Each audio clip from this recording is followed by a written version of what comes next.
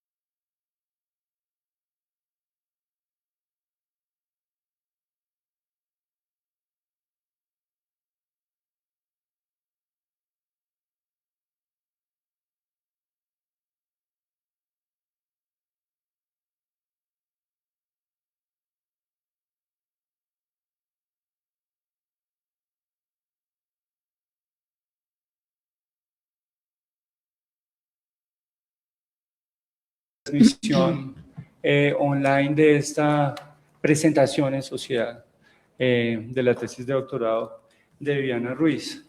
Yo soy Andrés Góngora, coordinador del doctorado y director del Centro de Estudios Sociales. Pues bueno, es un placer estar acá. Este es el primer espacio que tenemos en este semestre, en el año, en medio de una coyuntura muy difícil por la cual está pasando la universidad. Sin embargo, pues es muy importante mantener viva las actividades extracurriculares y mantener también el campus y las discusiones académicas absolutamente importante, digamos, en medio de toda la situación que estamos viviendo. Hay que mantener el espíritu vivo. Entonces, les agradezco mucho a quienes asistieron. Si quieren hacerse más cerquita, muy chévere, si no, todo bien, no hay problema. En esta presentación en sociedad, como digo yo, de la tesis de Viviana Ruiz, análisis interseccional de la brecha digital de género en docentes universitarias y universitarios de la región de la Orinoquía, Colombia, dirigida por el profesor Oscar Quintero. Hay que decir pues que la tesis tuvo una distinción meritoria, o sea, es un trabajo de investigación importante, una contribución importante para la ciencia social en el país, también por el enfoque regional y bueno, y por todo este, digamos, elaboración, ¿no? Tan meritoria y tan compleja, ¿no? Del trabajo de Viviana. Un pequeño perfil de Viviana que me pasaron aquí en esta hojita. Ahora ya podemos decir doctora en Ciencias Humanas y Sociales por la Universidad Nacional de Colombia, con más de 20 años de experiencia en educación, innovación y tecnología, licenciada en lengua castellana, inglés y francés, especialista en educación, en dirección de proyectos y en gestión financiera y magíster en docencia universitaria e investigación. Este es un espacio pues muy importante porque a veces en las sustentaciones no, digamos, no tiene como el alcance, ¿no?, de circulación y de socialización las investigaciones y todo el trabajo que implica hacer un doctorado, de verdad. Entonces, pues, felicitaciones, Viviana y profesor Oscar, por el trabajo. Y esperamos que esto también lo podemos circular, va a quedar grabado para que podamos, digamos, llegar mucho más lejos con los resultados de la investigación. Está también a la orden, digo yo, el programa de radio del Centro de Estudios Sociales, si quieres participar y proponernos un programa para hablar de la tesis y que pues esto pueda, digamos, circular más y llegarle a mucha más gente. Tenemos un protocolo. Antes de eso me toca hacer un anuncio parroquial que es importante, que me dijo Sebastián. Estamos en la autoevaluación del programa, entonces es fundamental todas las personas, estudiantes, también egresadas y también a los docentes, por favor, se los rogamos, que nos ayuden a diligenciar la encuesta de autoevaluación porque nos va a ayudar a hacer la acreditación del programa. Es absolutamente importante. Son unos datos pues, cuantitativos que necesitamos. Entonces, después del anuncio, contarles que vamos a tener 40 minutos más o menos, 45 minutos para la presentación, después unas palabras del profesor Oscar y abrimos a comentarios tanto de las personas que están aquí en el recinto del Salón Oval como quienes nos acompañan online. Entonces, bueno, felicitaciones y tienes la palabra. Muchísimas gracias otra vez y un saludo muy especial a quienes nos acompañan presencialmente. La verdad, me llena de emoción contar con personas hoy aquí en este salón y tener la oportunidad de poder compartirles los resultados. A quienes están conectados, igualmente gracias por hoy, un viernes a las 5 de la tarde en esta Bogotá lluviosa, decidir conectarse para escuchar los resultados de una tesis doctoral, que sobre todo quiero invitarlos a que tengamos más que una presentación de una tesis doctoral y siendo nuestra Facultad de Ciencias Humanas y Sociales, pues por supuesto tener una conversación más cercana, fluida, sobre estos temas que siguen siendo tan importantes en el mundo de hoy. Para eso, y sin más preámbulos, quiero contarles un poquito la propuesta de nuestra conversación para hoy, muy alineada con lo que nos acaba de presentar nuestro coordinador. Y es, vamos a movernos en 5 puntos, en 5 momentos. De manera general, y como decía al inicio, creo que es muy importante que empecemos hablando de un doctorado con la historia detrás de la historia. Porque sobre todo lo que hay detrás de la historia son personas que están tratando de transformar la educación, de construir país, de seguir tejiendo puentes para otras personas que podamos cruzar en procesos de formación de este nivel de calidad que ofrece la Universidad Nacional para los demás. El segundo, pues claramente tenemos que hablar del problema, la metodología, los resultados, qué fue lo que pasó, qué fue lo que se hizo. En tercer lugar, pues pensémonos y qué sigue después de un doctorado, sobre todo en los contextos en los que nos movemos actualmente, donde la educación requiere nuevamente de reivindicarse, no solamente en Colombia, sino en el mundo. Cuarto, pues por supuesto, a quien me ha acompañado en todo este camino, poder escucharlo también y darle un lugar que es importante para mí, creo que para todos, y es a mi director de tesis, el doctor Oscar Alejandro Quintero Ramírez, y finalmente pues abrir ese espacio de conversación a quienes desde ya, a quienes están conectados, los invitamos a que puedan dejar sus comentarios, sus saludos en el chat, desde dónde están conectados, por qué se conectaron, sería muy interesante también poder escucharlo, y bueno, ya que somos pocos hoy aquí reunidos, pero seguramente esto va a tener un alcance mayor, pues también rápidamente me gustaría saber con quién estoy acá, así que si me cuentan por favor su nombre y son estudiantes, son profes. Yo soy Camila, yo soy de Brasil, soy de movilidad entrante, yo soy profesora de Ciencias y Biología, estoy en doctorado de Educación en Ciencias de Salud y acá en este posgrado de Ciencias Humanas. Maravilloso, bienvenida y gracias por estar. Quienes vayan a hablar tienen que hablar por el micrófono para quienes están online puedan escuchar. Vale, gracias. Bueno, buenas tardes, mi nombre es Diana Plazas. Soy estudiante del doctorado en Ciencias Humanas y Sociales, estoy en el segundo año, elaborando ya el proyecto de investigación. Bueno, buenas tardes, mi nombre es Pilar Londoño Pérez, yo hago parte también del doctorado como estudiante de la cohorte número 13.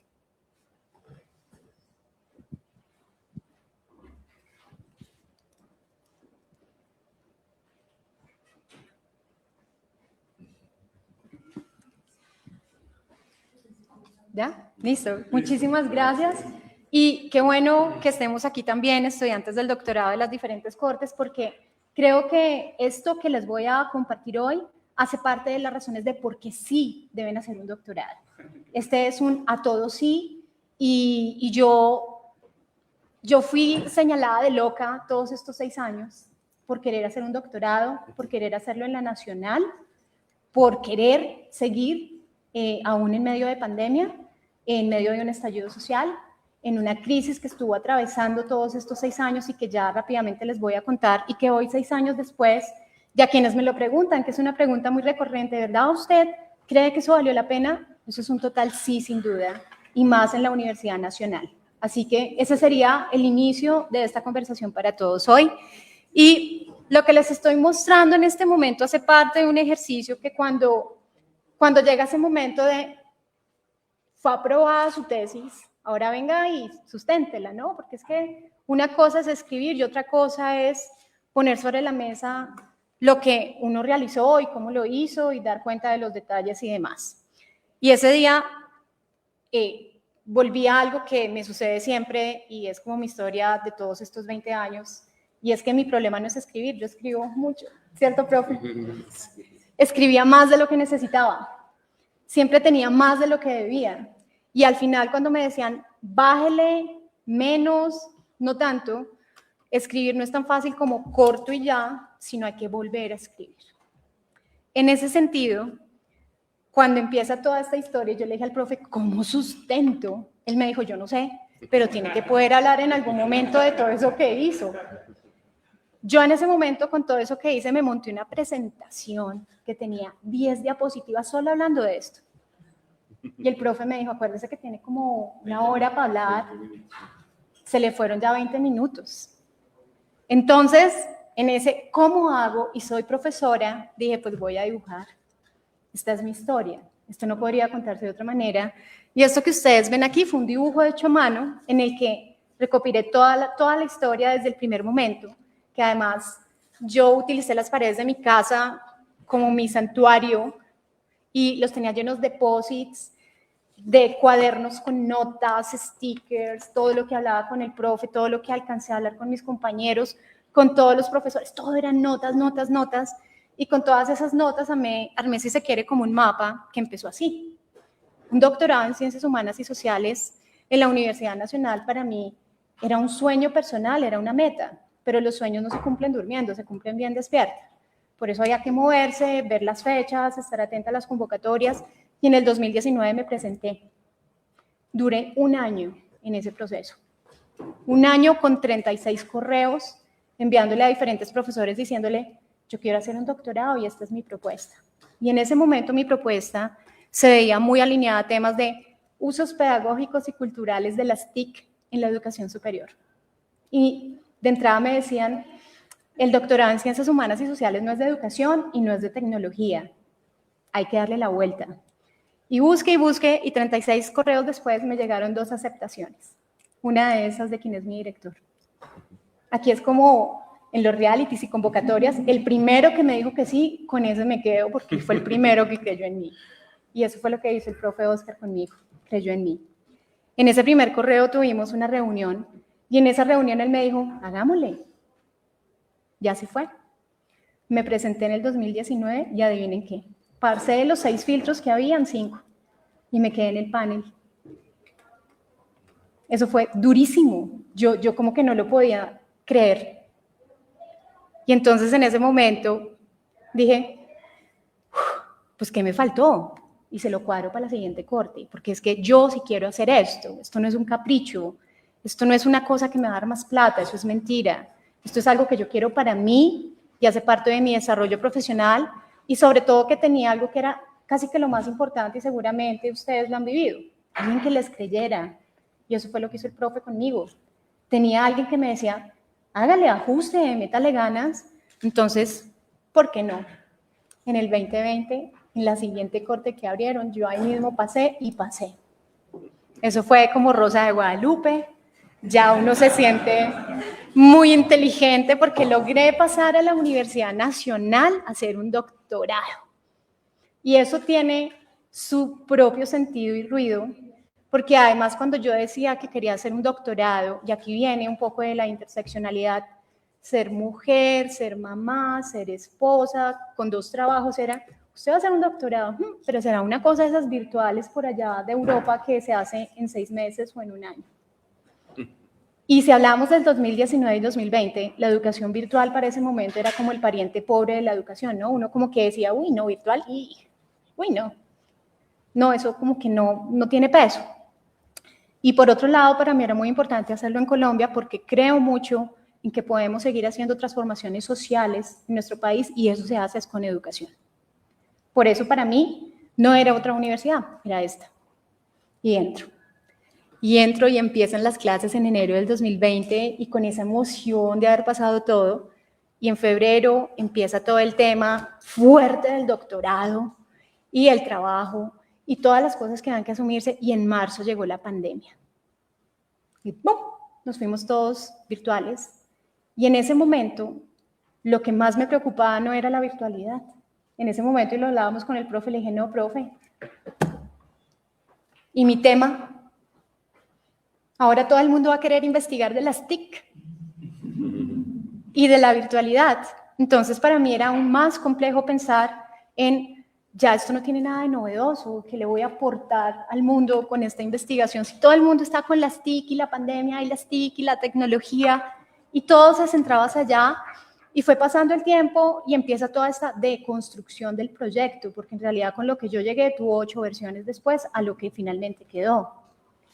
Y en todo ese desglose y a veces despedazamiento de lo que es un proyecto de tesis doctoral y que empiezan a recibir mucho palo, pero también mucha luz, es encontrar el equilibrio entre todo lo que se va teniendo y decir qué es lo que quiero hacer y por qué estoy aquí.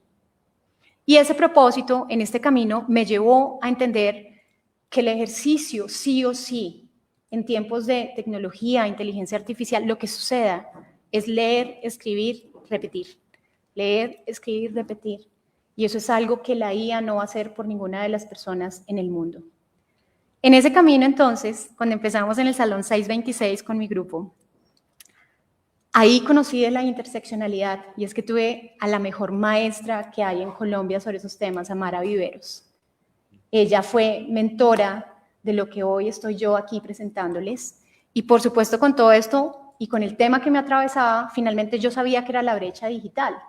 Entonces, esto tenía que empezar a combinarse y ahí fue pasando todo y empieza a parecer que en el nombre de las TIC, que son la panacea educativa, pues me doy cuenta que una misma talla no le queda bien a todos y que con más razón es algo que yo debería seguir indagando e investigando.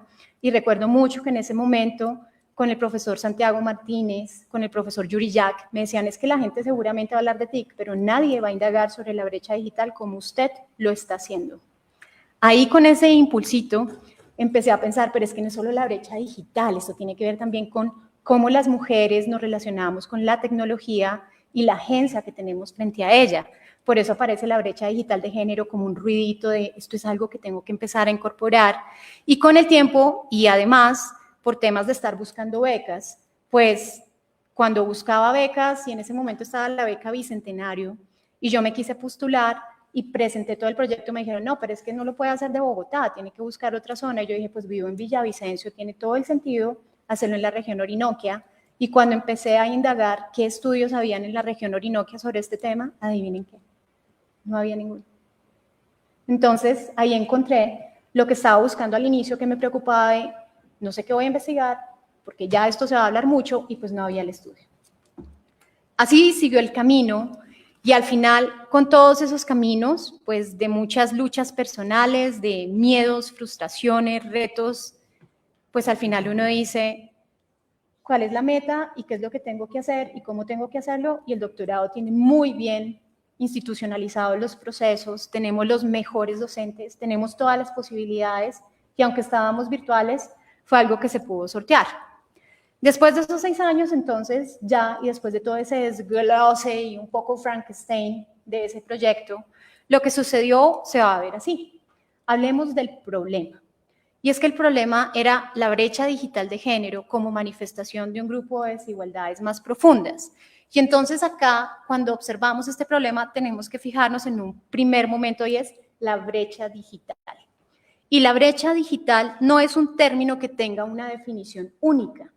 Cuando indagamos y hacemos toda esta revisión de literatura con el profe Oscar, y como les contaba, yo escribía un montón, y escriba, y mándale al cosa, me dijo un día, no, cálmese, y organícese.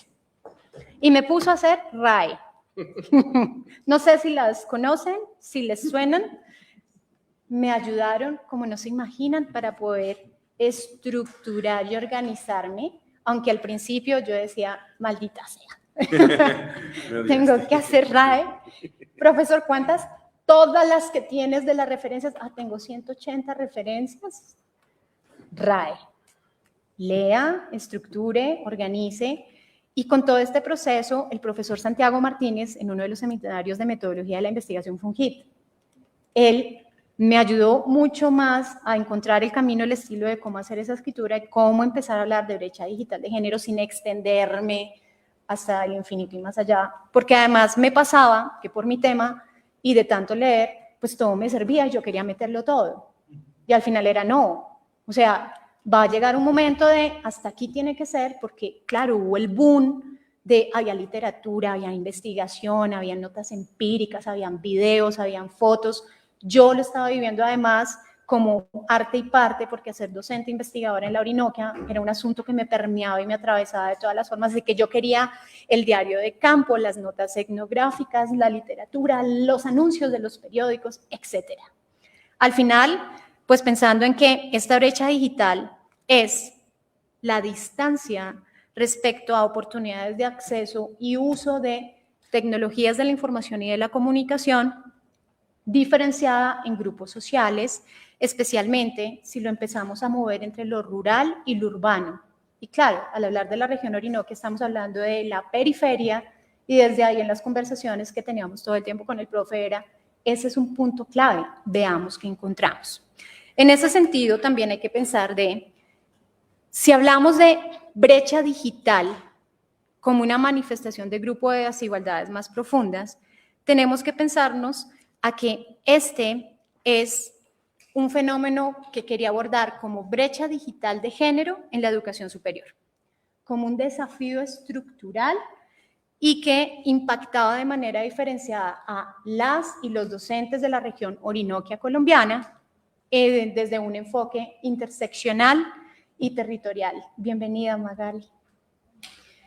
En este sentido, cuando hablamos de un desafío estructural, pues pensémonos también qué es eso de estructural, ¿no? Y cuando hablamos de lo estructural, tenemos que pensarnos en que esto es un fenómeno complejo, multidimensional, que además no es técnico, no es accidental. Y como no tiene ninguna de estas dos características, significa que está profundamente arraigado a temas sociales, culturales, territoriales. En ese sentido, y al ponerlo en términos de brecha digital de género, pues tenemos que pensarnos en, más allá del acceso, uso y calidad, que son las 3 primeras líneas base de la brecha digital y que cuando lo abordamos desde la brecha digital de género tiene sus propios componentes.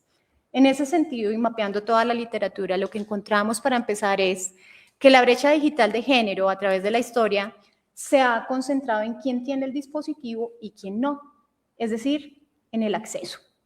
En ese sentido, aquí vamos más allá porque no se trata solamente de quién tiene el dispositivo o no, sino realmente cómo opera el uso, la apropiación y sobre todo, en términos de docencia en la educación superior, quién tiene tiempo para formarse.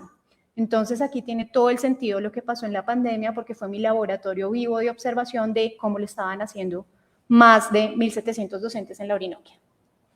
Desde allí y pensando en la Orinoquia, Es un territorio invisibilizado porque al final Arauca, Casanare, Meta y Bichada, que son los 4 departamentos sobre los cuales se hizo el estudio, pues empieza a dar cuenta de la concentración de desigualdades por temas de centralismo académico y además que ser docente en la Orinoquia implica diferentes variables.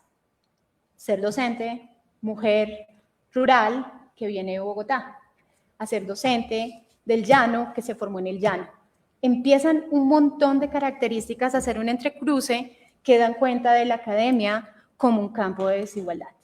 17 universidades fueron las participantes y desde el estudio e inclusive con todos los antecedentes que habían y el estado del arte, daba cuenta desde diferentes momentos de que las universidades no son espacios neutrales. ¿Y eso qué significa? En las universidades, y lo sabemos a nivel nacional, y seguramente hoy que está Brasil aquí nos podría luego comentar si en Brasil también pasa, tenemos unas disputas por jerarquías de género. El rol de ser un profesor asociado, a ser un profesor hora cátedra, empieza, si se quiere, a categorizar a los mismos docentes dentro de las diferentes instituciones, y sí, algo que empezaba a notarse mucho era, si yo soy profe y vengo de Bogotá y estoy en la región Orinoquia, eso también tiene un factor diferenciador a la hora de los relacionamientos y de las asignaciones. Así las cosas, y hablando un poco de las generalidades en la consolidación cualitativa, pues nos pensamos en los 4 departamentos y metodológicamente hablando, esta es una tesis que se realizó con una metodología mixta y aquí en el doctorado profundicé en qué se trata esto de las metodologías mixtas. Y claro, es tener ese componente cualitativo, pero que vaya más allá de decir es que hice una encuesta e hice unas entrevistas. Es cómo se entrecruzan estos datos y al tener esta información cuantitativa, ahí fue donde yo la sufrí toda. A mí se me ocurrió esa gran idea. Profe, yo quiero hacer algo mixto. Y el profe, hágale. Creo que ese fue el problema. La todo me decía, hágale, inténtelo. Sí. Yo soy de base de ciencias humanas y todo lo que he hecho en mi trayectoria profesional siempre ha tenido un enfoque cualitativo, etnográfico, de grounded theory. Y dije, no, mixto. Cuando el profesor me dijo, muy bien, esto es estadística descriptiva. Y yo, está bien, lo vamos a hacer. Esa estadística descriptiva, yo tuve un profesor personal, fue mi profesor Oscar, porque además cuando hice las encuestas y tenía 228 docentes con 44 preguntas distribuidas en 4 categorías de análisis, todo ese material de análisis, que además no lo analicé con software, fue, ¿y ahora cómo lo hago? En ese momento, el profesor me dio la luz y la línea de qué tenía que hacer y me dijo, y además tiene que aprender a hacerlo. Por eso ese análisis con esa matriz que tiene en ese Excel va a empezar a hacerse unas tablas dinámicas que hagan un entrecruce de variables entre género, clase, edad y todos los componentes que podrían darnos la data que necesitábamos analizar. Y yo no estaba segura de cómo hacer eso y en mis intentos fallidos, él me dijo, necesito que aprenda a hacerlo y además de que aprenda a hacerlo, me lo explique. Entonces, eso fue, yo creería que fue como casi un año solo de análisis cuantitativo en el que él me daba sesiones, yo las grababa como un tipo masterclass de estadística descriptiva, yo le decía, estoy haciendo esto con esto, y él me iba señalando, esto no se hace así, esto se hace así, esto lo hace así, y yo tenía que volver a ver las grabaciones para lograr hacer el análisis, porque luego tenía que decirle exactamente dónde saqué los porcentajes. Cómo lo saqué, por qué esa variable, por qué, etcétera, etcétera. Y por eso esta parte fue la más difícil que tuve yo que enfrentar, que por supuesto en muchos momentos me llevó a preguntarme yo, ¿por qué estoy haciendo esto? ¿Yo en qué momento decidí meterme en una cosa de estas? Pero claramente el apoyo del director de tesis, que haya una luz en el camino, igual es lo fundamental, porque el solitario, el doctorado sí es un asunto muy solitario, a veces uno se siente medio huérfano, uno dice, venga, pero los doctorandos buscan su hogar porque no tengo con quién, Y en mi caso, y seguramente para mi cohorte, nuestros compañeros fueron claves. Magali, quien está hoy aquí, fue parte de quien me leyó muchas veces y me dijo, no, Vivi, estás escribiendo mucho, ¿cierto? Para empezar. Y segundo, está muy enredado, dice muchas cosas, le faltan algunos autores, y creo que eso también hace parte de lo más valioso que tiene el doctorado, y es que siempre invita a este tipo de conversaciones, que sí o sí tienen que seguirse abriendo, porque es la única manera en la que además ese investigador que hay en nosotros puede dar cuenta de su voz. Lo demás está escrito, lean la tesis, ¿para qué nos reunimos? Entonces, poder conversar con ustedes también da cuenta de que todo está conectado. Lo que ustedes están haciendo, lo que ustedes están terminando, lo que ya se hizo, todo está conectado, y sí, todo está conectado en clave interseccional. Por eso, para cerrar la parte metodológica, el momento cuantitativo, 228 docentes que fueron encuestados bajo estas 4 categorías, con 34 preguntas, y todo el análisis de estadística descriptiva que se realizó.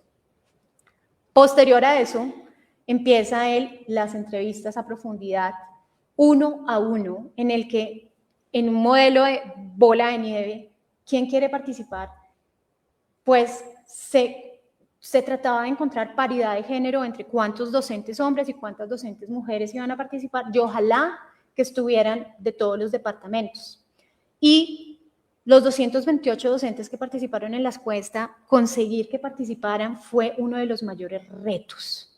Realmente con el tema de las encuestas, yo ya abríamos precisamente con eso, respondamos las encuestas de la universidad, como egresados, como estudiantes, como docentes, hace parte de nuestro pertenecer a una institución y es poder dar esa retroalimentación en los tiempos, es la única manera que tenemos para mejorar y sobre todo para vernos frente a un espejo que a veces no queremos, y es desde la voz de los estudiantes, desde el compartir, desde el sentir real respecto a algunas líneas que estructuran nuestro camino. Y en este sentido las encuestas fueron muy difíciles de lograr, en eso nos demoramos como 4 o 5 meses buscando tener un número, porque yo le decía al profe, no, pues es que el número importa, no podemos tener 20, necesitamos que los profes contesten y que sea una cosa de verdad de colaboración entre pares. Sin embargo, frente a este tipo de estrategias sigue habiendo mucha resistencia, poca colaboración, y al final, pues esto fue lo que se logró. Igual pasó con los profes de las entrevistas, y algo que nos llamaba mucho la atención es que en las encuestas teníamos, por ejemplo, caracterizaciones de docentes afrollaneros, docentes que venían de Venezuela, porque además estábamos en un momento crítico de migración, y por supuesto al estar en los llanos orientales hay mucha población que venía de Venezuela, y aunque muchos profes contestaron la encuesta, había uno en particular que además me dijo, no, sí, yo te ayudo con la entrevista, y el profe me decía, ¿cómo vas con él? No, profe, pues me dijo que sí, pero no llegó. No, profe.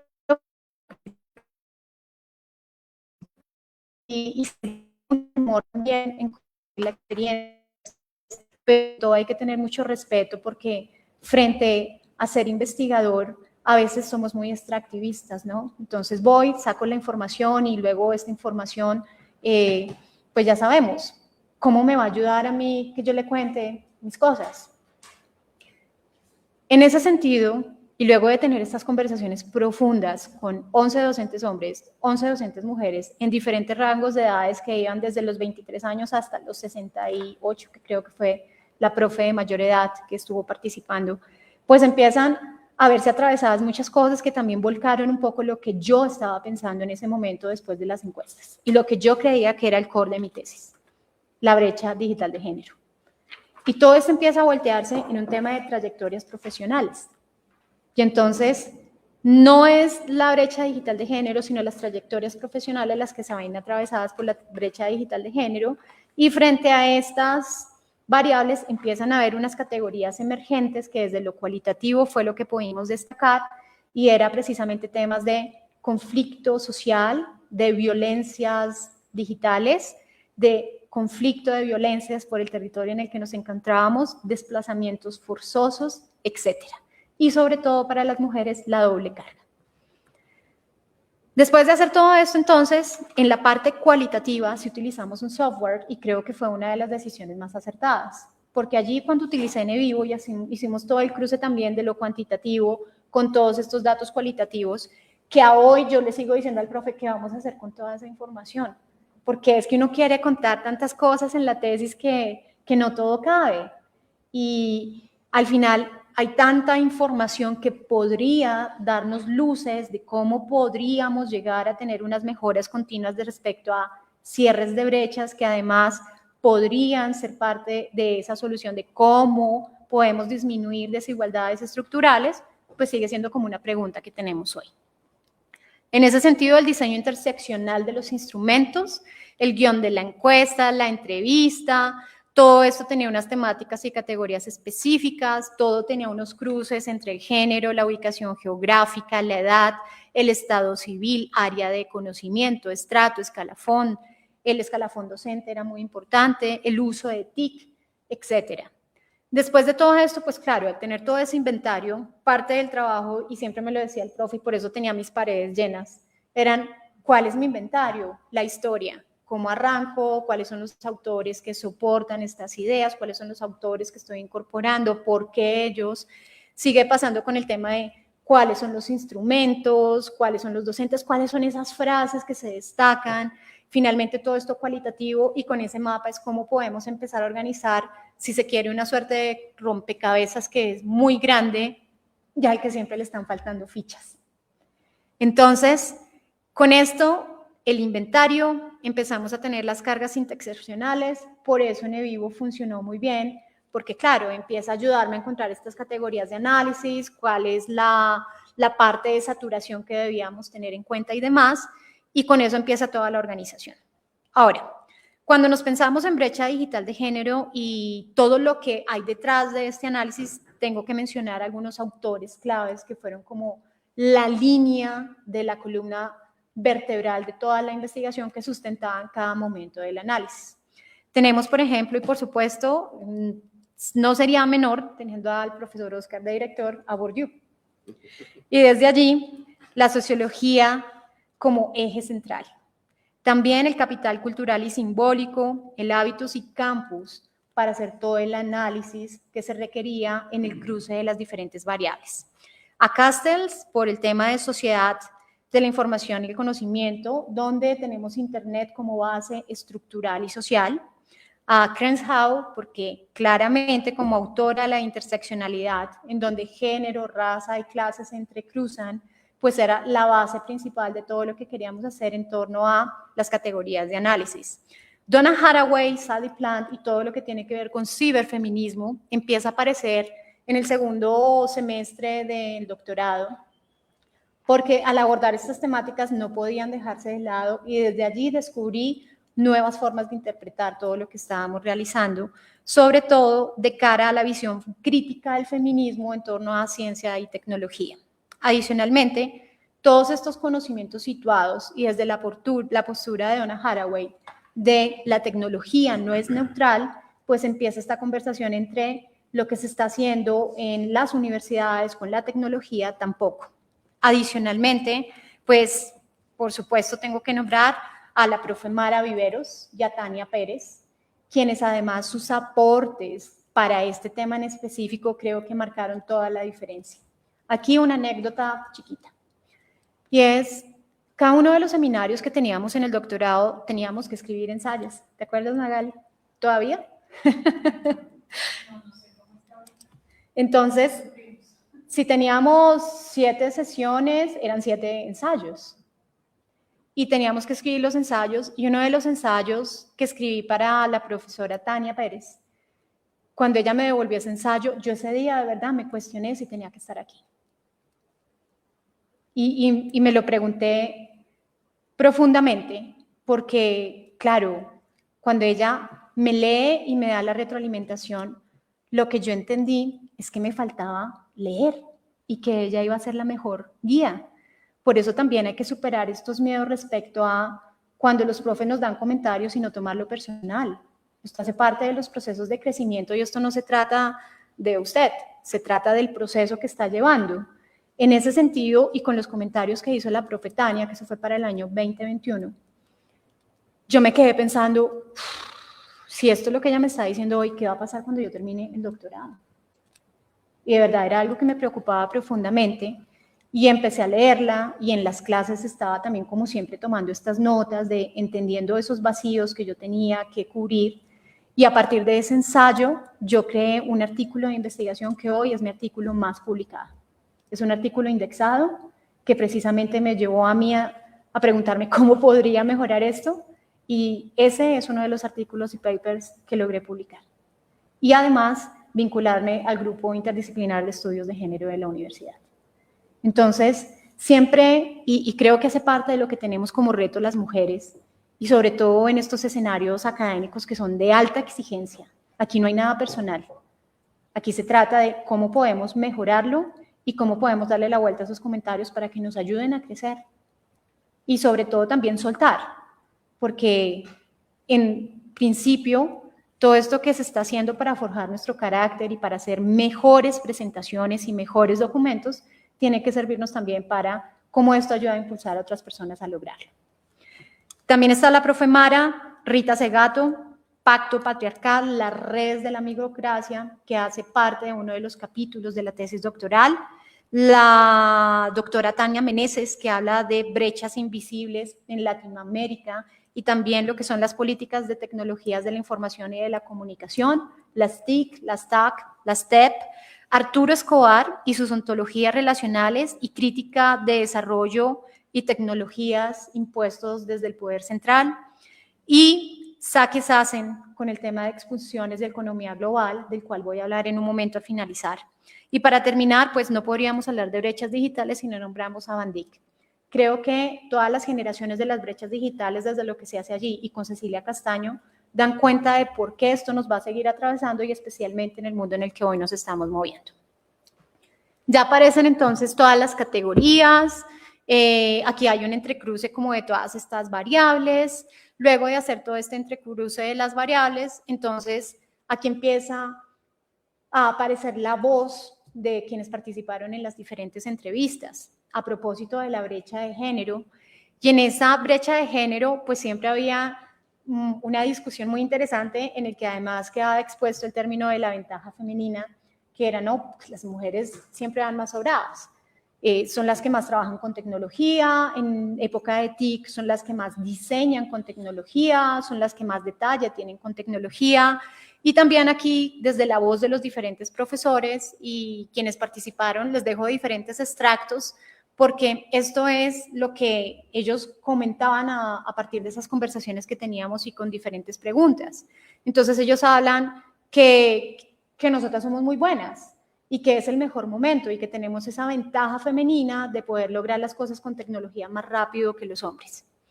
Dentro de todo lo que se mencionaba, aquí precisamente hablábamos de las mujeres tienen las capacidades, les va mejor con la tecnología, pero si están en Arauca, en Casanare, en Bichá, no, allá no tanto. Allá no tanto porque al final pues son mujeres que están allá en una zona que es difícil. Entonces, al tratar de profundizar e indagar en ¿a qué se refiere esto? Pues hay una descripción generalizada de las mujeres a veces son personas débiles y además son mejores para las tareas domésticas, que no es un discurso nuevo. Pero entonces, ¿cómo se sigue repitiendo y cómo se sigue escalando inclusive a estos niveles? Dentro de todo lo que hablábamos, pues también están las oportunidades de acceso, y por eso hablamos de acceso, uso y calidad a los dispositivos, y es precisamente pues porque si no hay luz, no hay internet. Así tengas el dispositivo, pues te quedas sin el acceso. Ahora, si solo tienes un dispositivo y hay 4 personas en la casa, pues entonces solo una persona va a usar el dispositivo y usualmente esa persona es el papá o es el hombre de la casa, porque al final es el que se va a ir para Bogotá a estudiar. Pero también teníamos este descubrimiento de los docentes de la región Orinoquia, en su mayoría son docentes que vienen de otras ciudades, no son de la región. Son en su mayoría de Bogotá y hablábamos de un 82%. Y adicionalmente, los docentes se habían formado en Bogotá. Entonces, siempre estábamos hablando de la región Orinoquia, pero centrada en Villavicencio. Villavicencio es la Orinoquia, el meta. Y por eso también veíamos como solo 2 universidades son de la Orinoquia, una pública y una privada. Y habían 17 universidades en ese momento mapeadas. Las otras 15 eran de Bogotá. inclusive llegó una de la costa. ¿Por qué la región Orinoquia se vuelve atractiva para procesos de educación superior? Y tiene todo el sentido. La misma Universidad de Bogotá, en la región Orinoquia, pues ¿por qué no? Entonces, los estudiantes de la AMAS Orinoquia ya no tienen que venir a Bogotá a estudiar, sino que van al Meta, porque ahí están las buenas universidades. ¿Cuáles? Las de Bogotá. Cuando hay esta conversación también encontramos que hay mucha presencia de universidades de otros lugares del país, al igual que docentes, pues entonces pensamos, ¿y por qué los docentes de Bogotá se van para Villavicencio a trabajar? Calidad de vida, bienestar, todo lo que se está buscando hoy en día y que la pandemia disparó además porque todo el mundo quería volver a sus sitios de origen y muchas personas son de Villavicencio. Al hablar entonces de la región Orinoquia, se centraba en el Meta es Villavicencio, 17 universidades y tuvimos al final profesores que eran en su mayoría del Meta, uno de Casanare y uno de Arauca, porque en Bichada no había universidad. Entonces nos movíamos con los docentes que tenían clases en el Meta, pero que por su universidad tener un alcance territorial, daban clases virtuales en Bichada, en Casanare y en Arauca. Entonces, al tener todo esto sobre la mesa, lo que veíamos también es, y si hablamos de capacidades docentes de escalafón y de nombramientos, pues hablábamos también de, no todos los docentes son nombrados, la mayoría tienen temporalidades de 1 año o de 10 meses de trabajo, o inclusive habían algunos de 4 meses, otros de hora cátedra, lo que también tenía una precariedad laboral que los llevaba a tener, especialmente a las mujeres, doble carga laboral, porque eran docentes de colegios en la mañana, pero trabajaban en la universidad por la tarde y en otra universidad por la noche. ¿Esto por qué? Porque aunque son las universidades de Bogotá, al ser una ciudad intermedia, los salarios son a la mitad de Bogotá. Es la misma universidad con la mitad de los salarios, lo que significa que los estudiantes también pagan casi que la mitad de la matrícula. Por eso es que empieza a tener todo el sentido de ¿por qué me voy mejor a estudiar allá? Pues porque es la Universidad de Bogotá, pero está en Villavicencio. Con todo esto y las diferentes preguntas, pues esta era, por ejemplo, parte de ellas, y con esa clave interseccional, cómo experimenta usted como mujer o como hombre docente teníamos docentes de todas las áreas del conocimiento, según lo que tiene hoy establecido el Ministerio de Educación Nacional.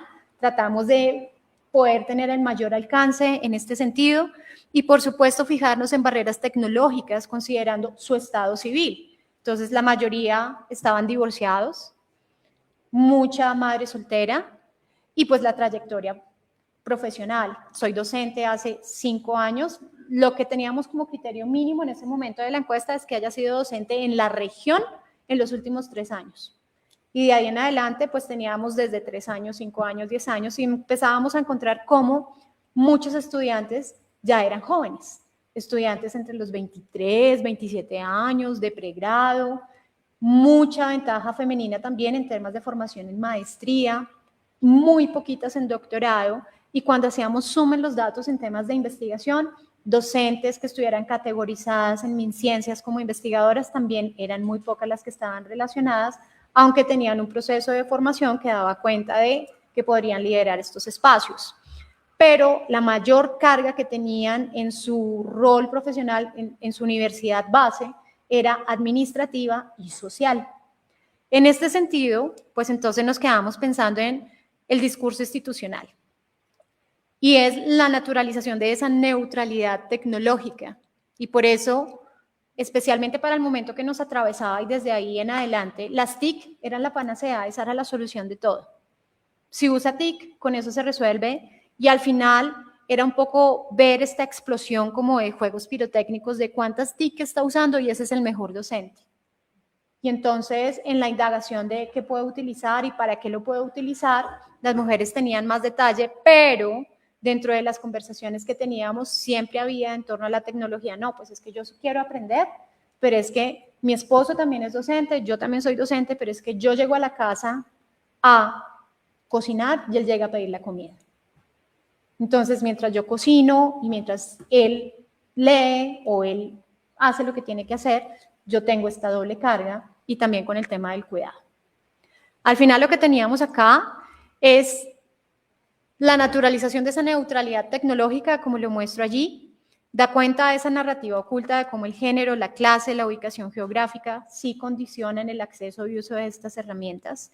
Y por supuesto, al no nombrar estas intersecciones, pues simplemente se sigue invisibilizando, que inclusive uno de los primeros lectores antes de ser candidata doctoral fue lo que más marcó, decía cómo estas tecnologías reproducen y encarnan nuevas desigualdades. Esto también nos lleva a pensar en la fragmentación de identidades y realidades. Se habla de docentes, de investigadoras, de investigadores como un colectivo homogéneo, sin distinguir raza, edad, nivel socioeconómico, si hay discapacidad, borra experiencias diferenciales, por ejemplo, las mujeres rurales o las mujeres o las personas con discapacidad, y esto también dificulta diseñar políticas inclusivas. Aquí nuevamente tenemos otro de los ejemplos que quería destacar, porque precisamente dentro de la variedad de las edades y sin importar el género, había esa brecha digital, y en las 22 entrevistas, cada vez que yo llegaba a esa pregunta, la gente era, ¿brecha digital de género? Eso no existe, o yo creo que eso es como de género. Entonces, claro, brecha digital es el nombre, y si le ponen el apellido de género ya el ruido es diferente. Está claro el brecha digital entre uso o no uso, quién lo hace, pero de género es como no, eso no pasa. Todas tienen celular y empiezan unos determinismos tecnológicos de todas tienen acceso, si no quiere capacitarse es porque no quiere, pero al final hombres y mujeres tenemos todo. Así las cosas, pues por supuesto hay muchos ejemplos, y por eso hablaba también al inicio con el profe de ¿y cómo hacemos con todo esto que tenemos para poder seguir construyendo y poder seguir avanzando? Y era pensarnos en, ya aterrizados en los resultados de mecanismos identificados en la Orinoquia, y es hablar de un tick washing institucional. Y esto aparece como una de las propuestas que tiene la tesis, y es precisamente pensarnos en que el tick washing, y muy en la analogía del greenwashing, parece que está siendo sostenible, pero parece, pero no es. Algo así es lo que trae la propuesta del tick washing institucional, puesto que se manifiesta como una anomalía política.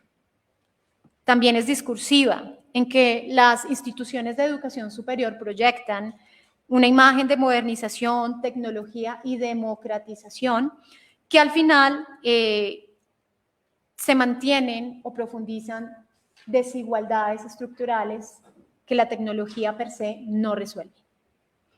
En ese sentido, y pensándonos en cuáles serían los componentes de ese tick washing, quiero resaltar 5. El primero es la brecha que hay entre el discurso y la realidad. El segundo, la implementación de herramientas tecnológicas que son las que garantizan esa democratización. En tercer lugar, la invisibilización de la sobrecarga laboral. En cuarto lugar, la ciudad que se torna como la ciudad de la meritocracia. Y por último, pues, cómo se van estratificando, jerarquizando los roles dentro de las universidades a partir de todos estos cruces. ¿De dónde viene? ¿De qué universidad es? ¿Si maneja TIC o no? Y eso de inmediato empieza a todos a situarlos en espacios diferentes. Con esto también hay una suerte de frustración y de angustia entre la individualización del fracaso digital, y es decir, las personas que no saben usar la tecnología es porque no quieren, y ese concepto y ese statement nos lleva a pensarnos en no quieren es un determinismo que tiene que ser configurado.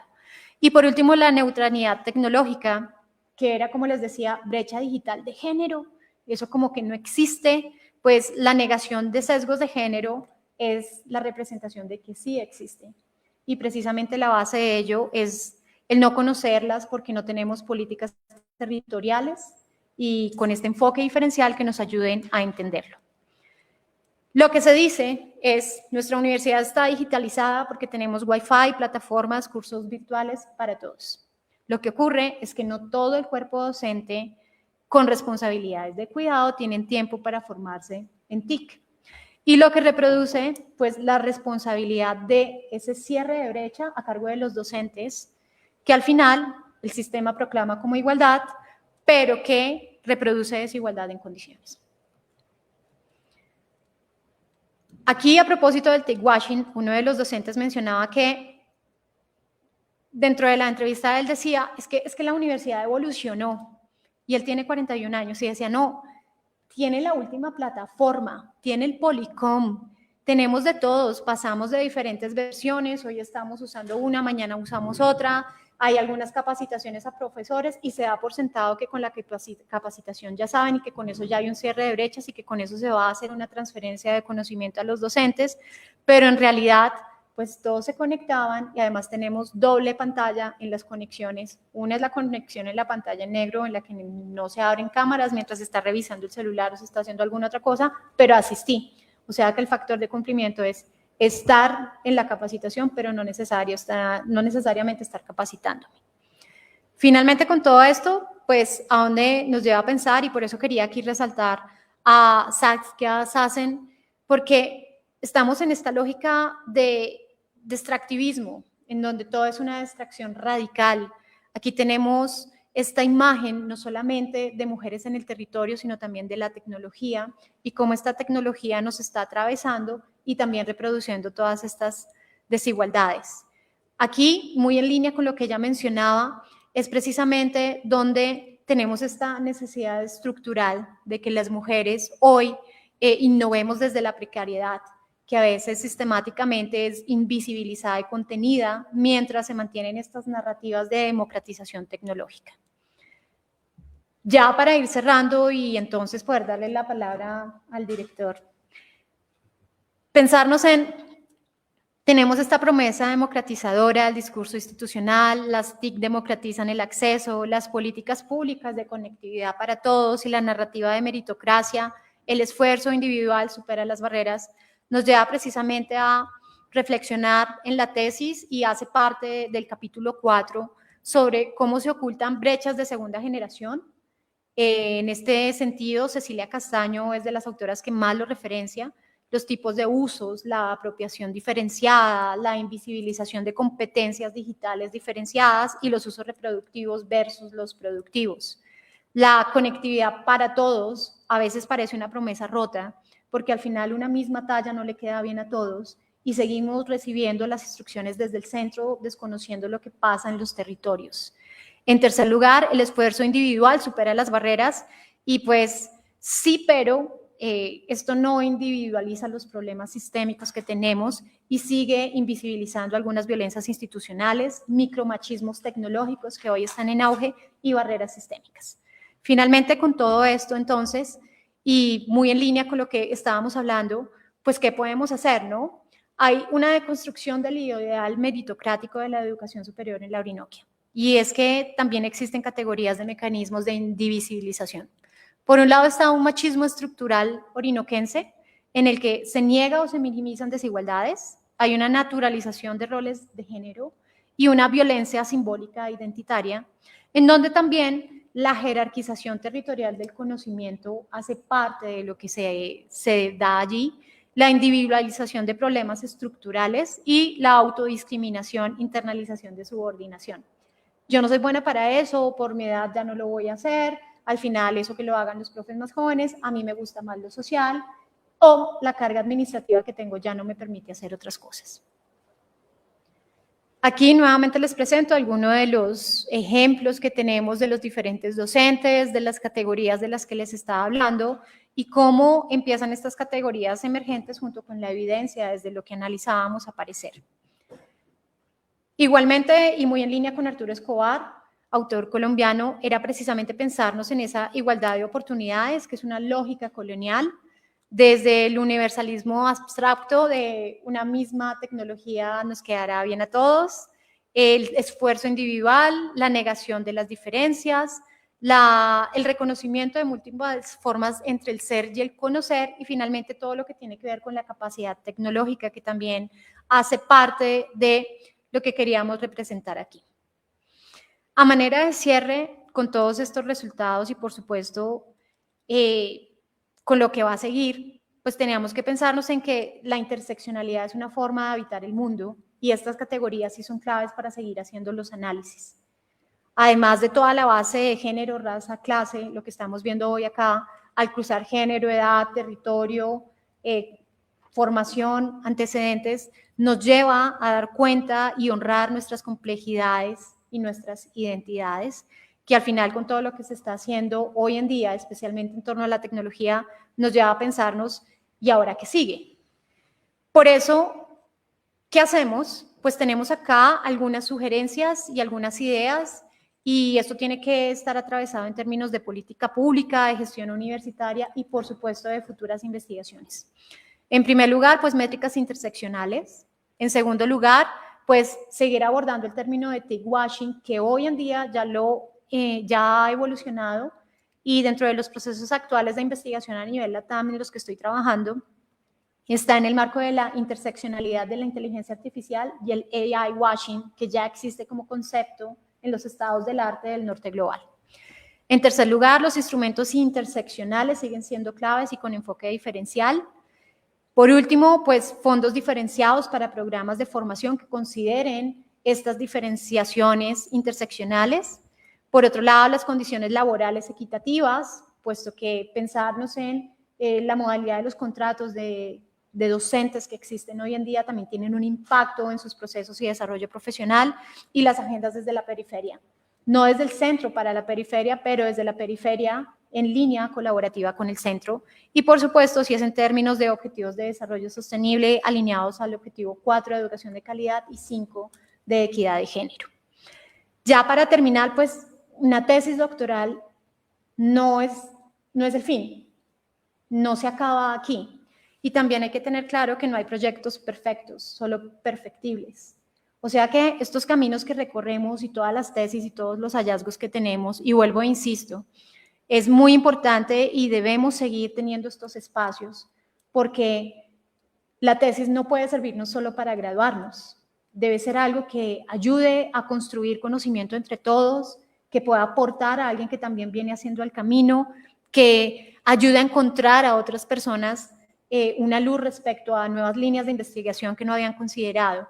Por eso para mí la tesis doctoral y en el camino hasta hoy ya lo que hemos logrado fue ser reconocidos como uno de los mejores papers de UNUMERIT para la LICS en Brasil, en el que tuvimos la oportunidad de presentar las brechas digitales de género y su evolución hasta brechas de IA interseccionales. Pensarme en este momento en una línea de investigación postdoctoral que está en el marco de lo que les comentaba, inteligencia artificial en la educación superior LATAM, con un cruce interseccional de género, territorio, clase, edad, etc. Tercero, la vinculación internacional al Hub de Investigación de la Universidad de Oxford, precisamente en el marco de la brecha digital de género hacia la frontera de inteligencia artificial con perspectiva del sur global. Y por último, precisamente pensando en ¿y qué sigue después de la tesis? Pues encontré en Alemania la oportunidad de pensar en tesis como startups, y desde allí estoy participando en Falling Worlds Lab, que es una competencia global interdisciplinaria que precisamente nos forma para pensar en cómo pasar de esto a ser una startup. Hasta aquí entonces, profesor.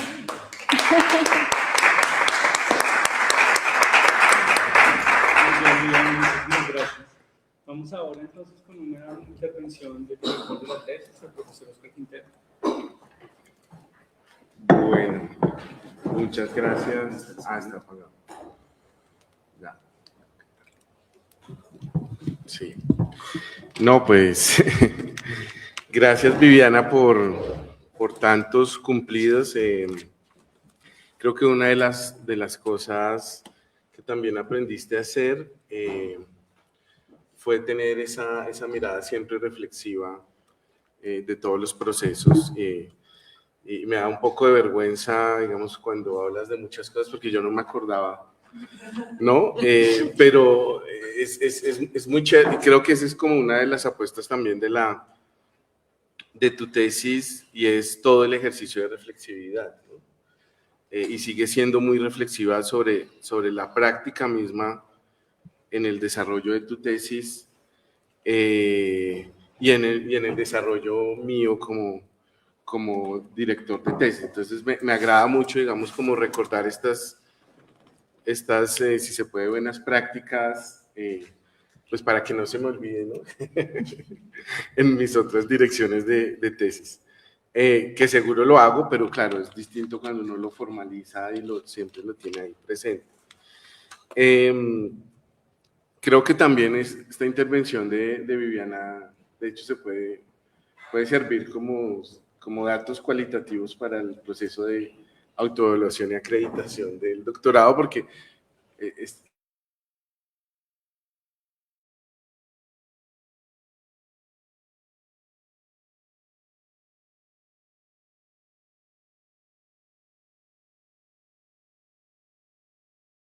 y creo que tiene que ver con justamente otro elemento importante de la tesis de Viviana, que tiene que ver justamente con esta perspectiva del conocimiento situado, pero que muchas veces se dice, ¿no? El conocimiento situado, entonces, sí, soy hombre, heterosexual, clase media, y ya.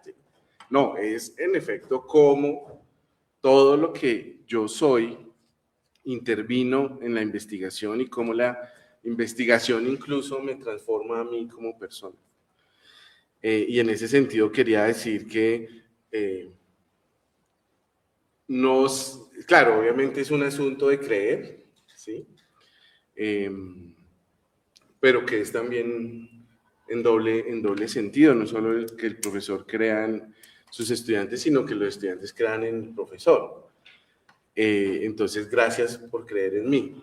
Pero más allá de eso, creo que, digamos, ese dato que tú planteas ahí sobre tantas postulaciones y solo 2 respuestas, tiene que ver también con el estatus de los temas de investigación en la academia. Porque creo que lo que hemos trabajado, no solo en tu tesis, sino que obviamente yo acepté tu tesis porque me interesaba, porque hacía parte de mi agenda de investigación, sigue siendo marginal dentro de la academia, ¿sí? O sea, no es un asunto como de, eres bonita o fea o inteligente o no eres inteligente, sino que el tema en sí es marginal. Y además, como lo fuimos configurando, fue un tema marginal en un territorio marginal, que me parece supremamente interesante, ¿no? Claro, hay otra cosa que también quiero mencionar, y es que hablas mucho de interseccionalidad, que es también una categoría que está de moda, pero yo creo que de hecho diría yo que es uno de los pocos trabajos que he podido tener la oportunidad de leer, que en efecto hace un trabajo interseccional, ¿sí? Que no solo se queda en la teoría de la interseccionalidad, que en eso pues hay muchas cosas que me parece que son muy valiosas también, pero hacer una investigación interseccional como tú la hiciste es bien complejo, ¿no? Entonces, dentro de esas categorías, y además muy interesante porque por lo general la interseccionalidad se piensa en esa triada, clase social, género, raza, etnia. Tú también trabajas el territorio, que es central, trabajas el tema de la migración y trabajas el tema generacional, que de hecho ahí yo creo que, bueno, no sé si en la publicación que estás preparando o inclusive se pueda pensar en un artículo que se centre en este tema de lo generacional, porque me parece a mí que la brecha, lo que mostró justamente la pandemia, fue que había unas brechas generacionales digitales bien importantes. Entonces, en ese sentido, no es como un saludo a la bandera ni lo de la interseccionalidad, ni lo del conocimiento situado, sino que en efecto es un ejercicio que se cuestiona en efecto esas categorías, tanto teóricas como metodológicas, y creo que lo logras muy bien. Y hay una cosa muy interesante, bueno, obviamente veo que tu reflexión sigue madurando.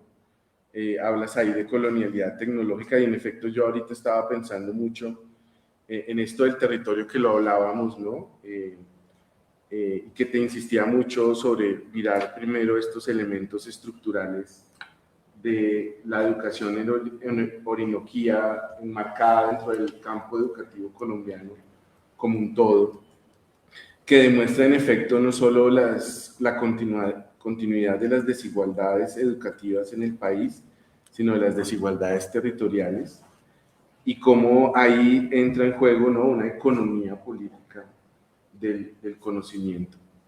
Y cómo en efecto lo que podemos ver ahí en ese esquema institucional universitario en Orinoquía, uno también lo podría entender desde la perspectiva de la colonialidad del saber de Aníbal Quijano, ¿no? Entonces, además esta tesis es muy interesante y creo que le debe interesar muchísimo a la Universidad Nacional, porque tenemos una sede en la Orinoquía, ¿sí?, que obedece también a unas lógicas de territorialización, pero que hemos visto, bueno, en algunos otros de los trabajos que yo he hecho, sobre todo de los estudiantes beneficiarios de estos programas, el PEAMA en específico, pues el problema es justamente el de la reproducción de las desigualdades educativas de los jóvenes que hacen parte de estos esquemas de acción afirmativa, ¿no? Entonces, bueno, creo que es muy interesante eso, ¿no? También, de hecho, yo anotaba acá y me agrada verlo, creo que una de las líneas de investigación que casi que es como la más natural de tu tesis, tiene que ver con la IA, ¿no? O sea, pasamos de las TIC a la IA, ¿no? Y una cosa muy interesante que creo que hay que seguir explorando también ahí, en relación también con esa IA, esa idea de la neutralidad tecnológica, pero que también hay un fetichismo de la tecnología, ¿no? Y hoy en día lo que estamos viendo, muy desde casi la teoría marxista básica del fetichismo de la mercancía, es ese fetichismo de las inteligencias artificiales y cómo todo ahora es inteligencia artificial, pero también eso como creo que también ha reconfigurado las relaciones pedagógicas, porque además es una tecnología que no necesariamente está en el monopolio de los docentes, ¿sí? O sea, por lo general los docentes son los que le dicen, te voy a enseñar Excel, ¿sí? Que fue lo que hicimos. En este caso, sí, y en vivo, ¿no? Y en este caso muchas veces los estudiantes son los que les llevan, ¿no?, años luz a los profesores en uso de inteligencia artificial.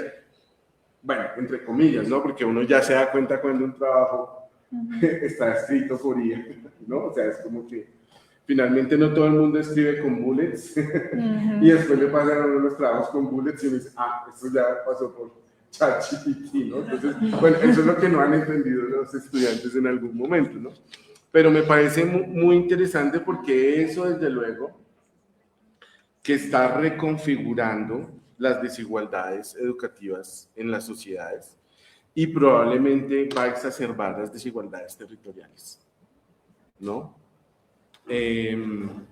Y creo que hay muchas cosas de fetichismo que también van a entrar en juego más adelante, incluso ojalá no, pero incluso en los concursos docentes, ¿no? Bueno, ya digamos, en otras áreas en el mundo del trabajo, pues, prácticamente lo que genera una distinción entre dos candidatos o tres candidatos es que sepan manejar X o Y software independientemente del área del conocimiento, ¿no?, o del área laboral. Entonces me parece a mí que eso es supremamente interesante. Y bueno, no me quiero alargar quizás para que conversemos y con las personas que también están conectadas, que puedan también plantear sus inquietudes. Bueno, felicitarte. También me parece importante que al final también hagas esa reflexión de si hay vida después del doctorado y todo lo que esto también puede desprender, ¿no? creo que en tu caso el tema de las tecnologías pues es también interesante en la medida en que son elementos que también no solo se quedan en la academia, sino que tienen también otro tipo de campos de aplicación, que creo que eso también es un aspecto pues a resaltar. Y pues agradecerle finalmente, desde luego, al doctorado por hacer este tipo de experiencias. Lo que decía Andrés al inicio, me parece importante que a pesar de las circunstancias y las condiciones podamos mantener, ¿no?, las puertas abiertas, los diálogos abiertos de la universidad. Y pues me encanta que estén aquí las estudiantes del doctorado, bueno, la mayoría, todas mujeres, ¿no?, por algo será, pues porque ustedes también pueden ver, ¿no?, muchas veces es cómo se da esa experiencia, ¿no? Y bueno, pues esperamos seguir haciendo las cosas lo mejor posible. Muchas gracias. Gracias, profe. Súper. Bueno, entonces vamos a abrir un poco la discusión. Primero, si alguien de las personas que está online, ¿no?, quiere participar, entonces que nos lo haga saber. Y también si hay comentarios, para hacer un par de rondas de comentarios, ¿no?, y que Viviana pues tenga el tiempo suficiente. ¿Tenemos preguntas por allí? ¿Todavía no? Bueno, entonces vayan calentando motores. Y no sé si aquí hay preguntas o comentarios. Y entonces podemos empezar con una primera ronda.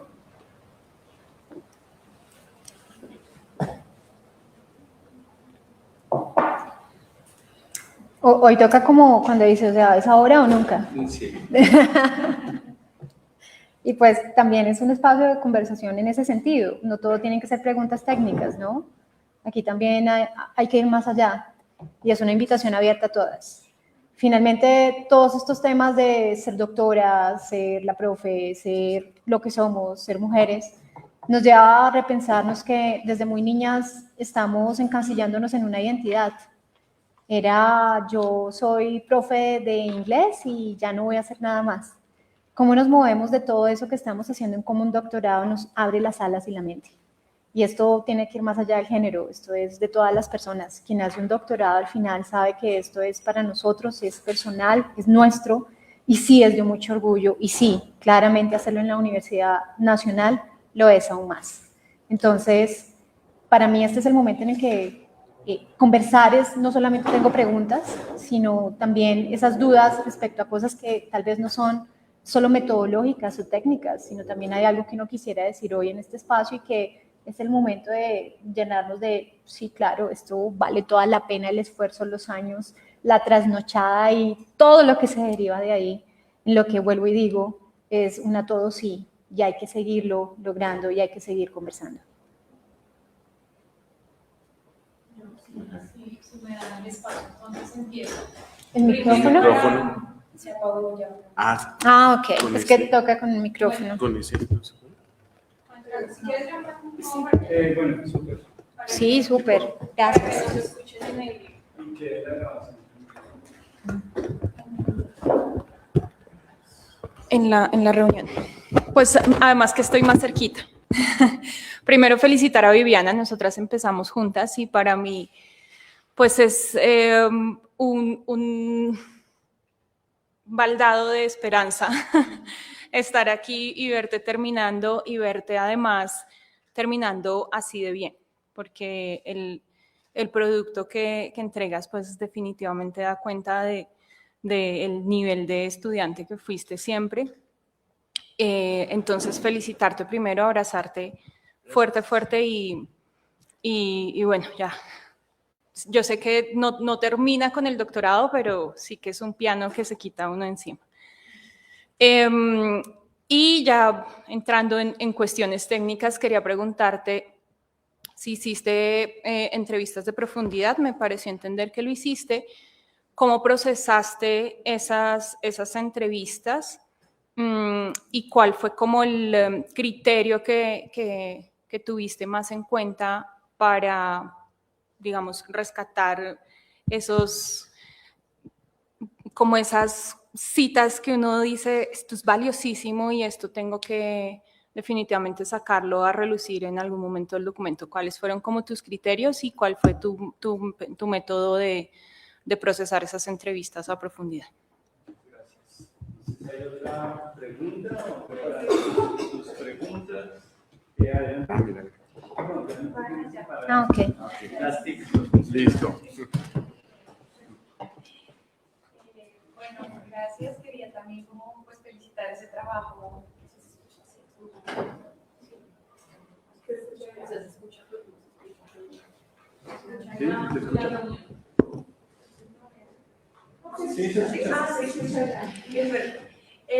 No, también felicitar pues el trabajo y sobre todo cómo asumir ese reto de integrar lo cuantitativo, que yo creo que de todas maneras, hablando de brechas, creo que finalmente a los investigadores en ciencias sociales a veces quedamos también como de un lado en convocatorias, en proyectos, no dejamos de estar como en un segundo lugar a veces por no trabajar con lo cuantitativo, que creo que en el mundo de datos y todo lo que se mueve, pues precisamente eso tiene mucho valor. Entonces me parece que el diálogo y pues tomarlo en serio así, porque pues también dice uno, bueno, no sé, contrato a un estadista y ya, que me haga el análisis, ¿no?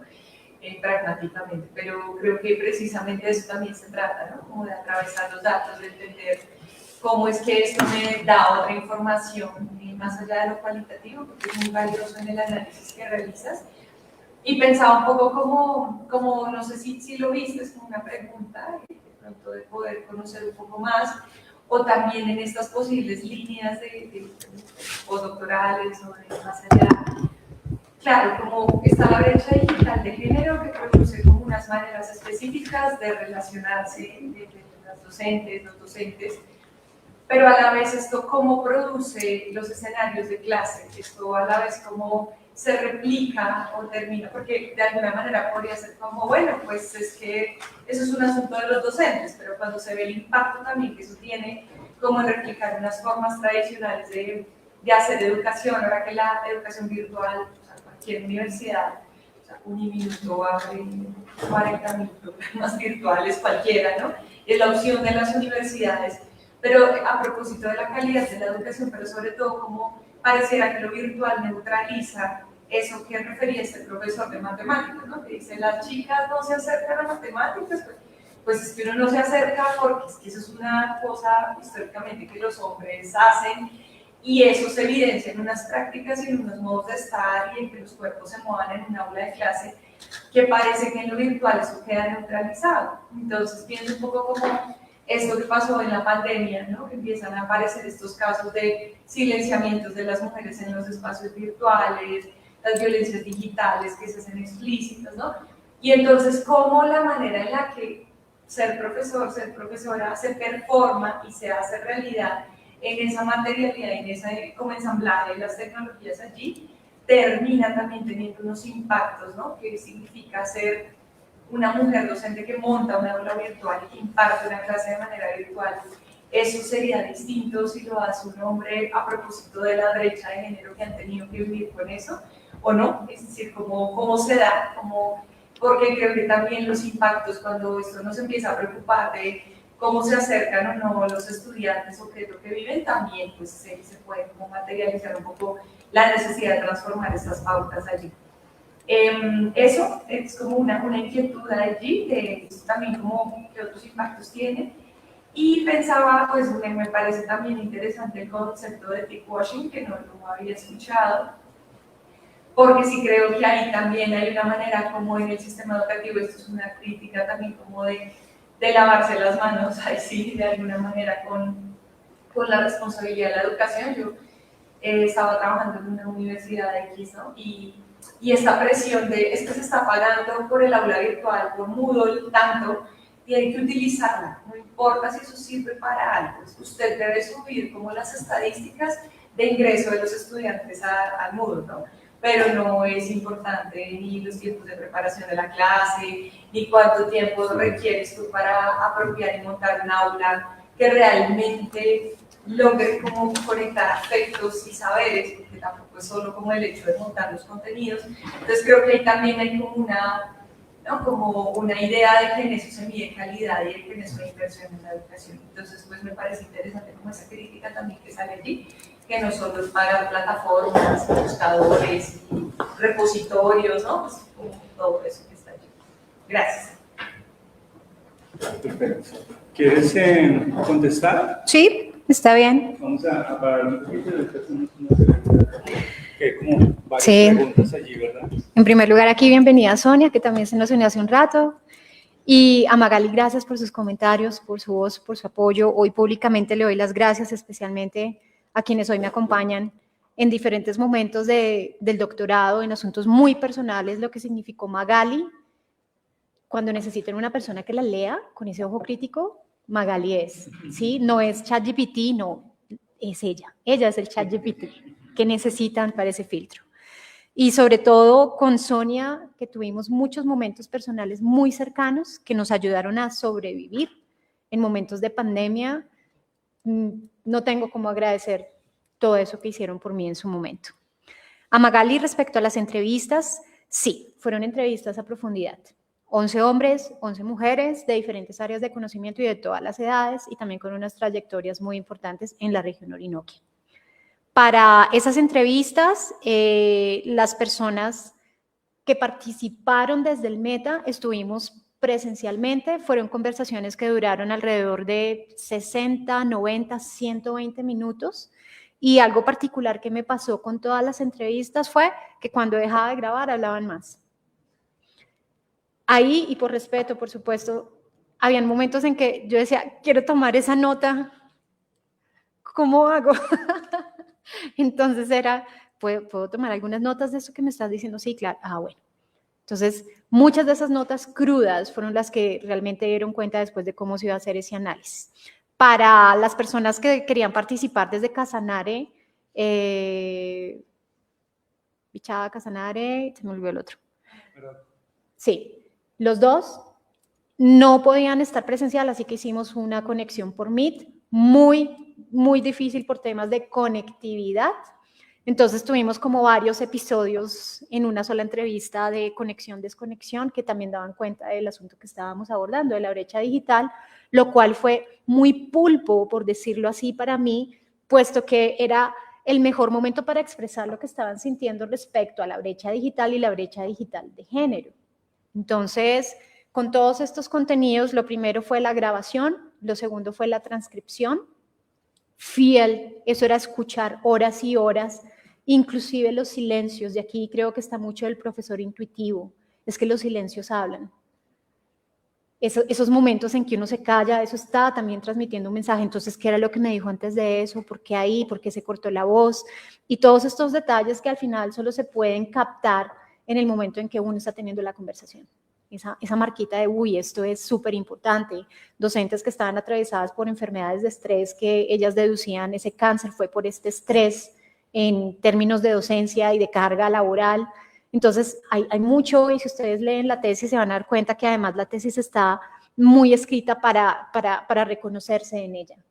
Entonces, cada uno de los capítulos está estructurado desde esas anécdotas, y por eso como que uno está leyendo el capítulo 1 y luego alguna cosa se retoma en el 3 y uno se devuelve al 4, que yo siempre le dije al profe es que no quiero como capítulo 1, metodología, sino realmente que esto cuente una historia y que la narrativa sea diferente, pero dé cuenta de las voces de los docentes.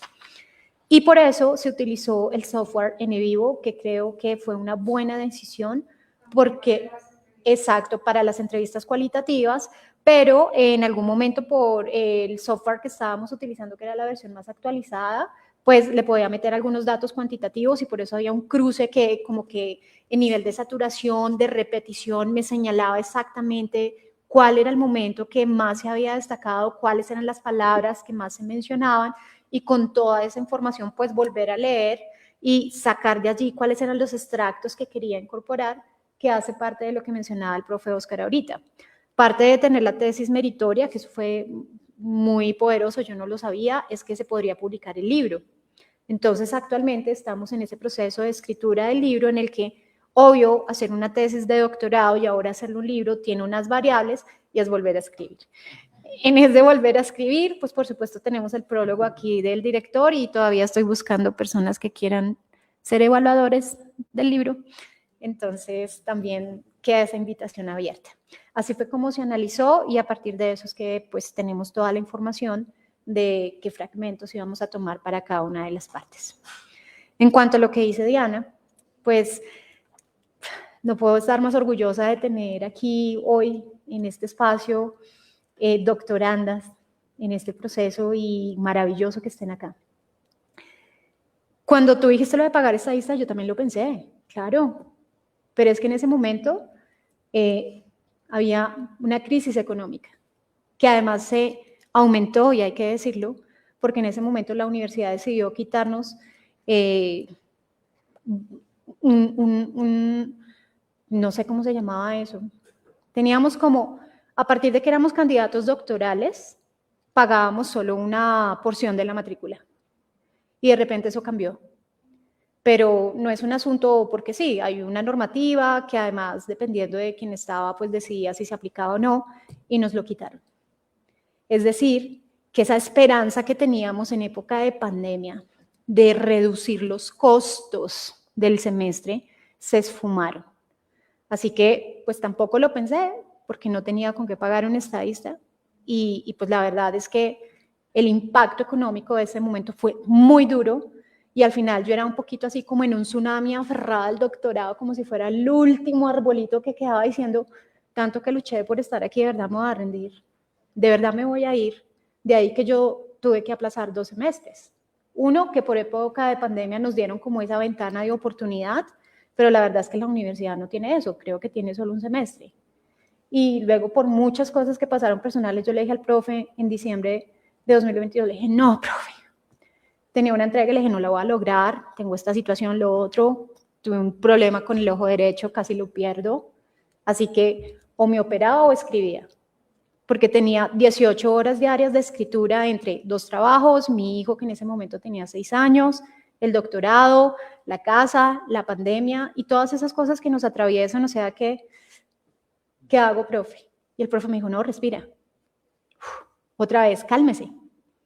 Tenemos la oportunidad de aplazar otro semestre, pensemos el plan. Y por eso vuelvo, insisto, el tener una guía que me ayude a no rendirme es importante y por supuesto mi familia, sin duda alguna. Pero el profe en ese momento me ayudó como a, espérese, sí, podemos hacer esto, este es el plan, siga escribiendo, mejórese de su ojo, no sé qué. Y entonces volvemos a retomar y en ese volvemos a retomar, pues entonces ahí uno va como, tiene el glup, glup, glup, ok, respiro y vuelve y sigue. Entonces, pagar el estadista nunca fue opción. O aprendía yo, que además era, ¿por qué no? ¿Sí? Y eso tiene que ver con lo que tú mencionabas y también lo decían en las entrevistas, ¿no? Pues es que usted no es buena para matemáticas. No, yo nunca fui buena porque desde muy chiquita me dijeron que lo mío era el español y que era buena para escribir y me ganaba los premios de oratoria, de ortografía y y al final la que decidió que no era buena para matemáticas no fui yo.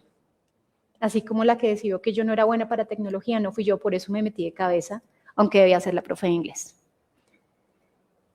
Y aquí es donde está lo que tú decías de, se reproducen estos escenarios de clase en el que además, si tú eres buena para esto, sigue en eso, y hoy con temas de tecnología y especialmente con inteligencia artificial, sí nos jerarquiza. Y es que esa sabe de TIC, es que ella sabe de IA. Uy, no, es que ella nunca hace nada con eso. Y al final, ¿qué es saber? Usar muchas herramientas. Y ahí no está el poder. Es realmente cómo estas herramientas sirven para algo que tenga un propósito mayor, y creo que acá en esto cabe algo que investigaba Magali, que era el capitalismo cognitivo, y era precisamente, pues, es que se pueden tener los títulos, pero no el conocimiento, por eso hay tanto curso virtual, y se vende tanto humo en torno a la tecnología, y haga cualquier cosa, y es un experto, especialmente hoy. Si sabe crear una imagen, ya es un experto, entonces venda su curso, y con estas promesas de valor que se esfuman rápidamente y son muy efímeras, y nos llevan nuevamente a ese ensamblaje de la tecnología que sí nos lleva a reconocer nuevas identidades y también jerarquizarnos y tener nuevos roles. Finalmente, con lo del TIC washing, pues todo este tema también tiene que ver con el tecnocentrismo, ¿no? Entonces, la tecnología per se resuelve problemas, con la tecnología se resuelve el problema de la educación, con la tecnología se resuelve el problema de matrículas, pero en realidad al tener una LMS, cualquiera, la que sea, incorporada, pues sabemos que marca unos indicadores de usabilidad, pero no de aprendizaje. Y a diferencia de cualquier otra cosa que pasa en el mundo, yo tengo sed, me compro un agua y me la tomo, me tomé el agua, la educación tú la pagas, pero no por eso aprendes. Entonces, como tenemos esa brecha y ese vacío de puede pagar por lo que quiera, pero no aprende, pues seguimos en este loop eterno como de, ¿para qué es que se hizo eso? Ah, para el título. Gracias. Vamos a abrir otra ronda de preguntas. Alcanzamos, ¿no?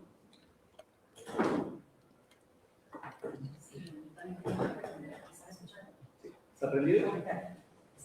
Eso, sí, perfecto. Excelente logro y el tema, además muy pertinente, cuando pensaste y se planteó el tema de las tecnologías y el tema de la educación superior, pues era un tema prepandemia, donde la tecnología estaba, pero no era un tema central. Fue una intuición muy interesante, pero del momento en que inicia el tema de investigación, pasamos por la pandemia y los 2 últimos años estamos con la línea, es decir, es un tema que ha cambiado mucho y su evolución ha sido muy rápido y no estamos hablando de lo mismo de lo que nos planteamos al final, comenzando con el proyecto a lo que es la entrega de las tesis. Entonces mi pregunta, con todo lo que he mencionado acá, es bueno, ¿cómo estabilizaste ese tema tan cambiante? ¿Cómo se estabiliza ese objeto para poder identificar? Además generamos mucha atención de manera muy positiva en que mantienen las categorías. Están enriquecidas, por supuesto que sí, pero te diste una lucha por mantener brecha digital. Y hay una de las categorías que en muchos escenarios del doctorado nos tiraron bastante, ¿no?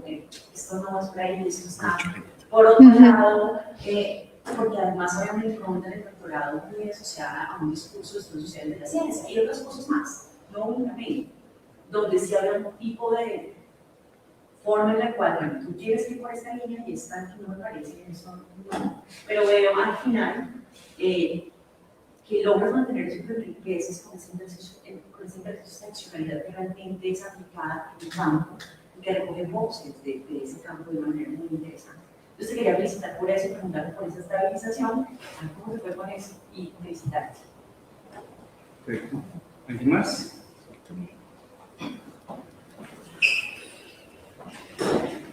Bueno, voy a intentar hablar en español, perdona por los errores. Yo también estoy estudiando cuestiones de género y raza en Brasil, en la educación científica, entonces tu explanación fue muy importante para mí, para mi investigación. Y mi pregunta es sobre la cuestión de raza, que es tenemos en Brasil y Colombia algunas similitudes, pero también algunas diferencias. En Brasil, el censo oficial, tenemos 5 categorías de raza, color y etnia. Entonces tenemos branco, preto, pardo, indígena y amarelo.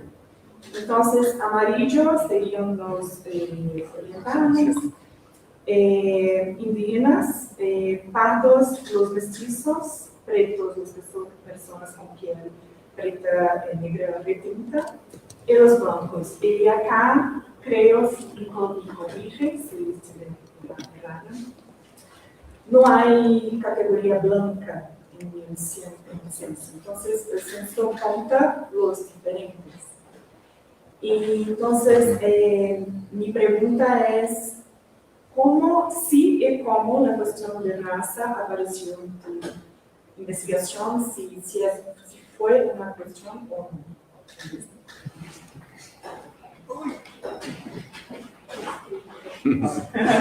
Perdón, estoy como un vago. Yo quiero hacer una pregunta. Pero, primero. Sí, dale.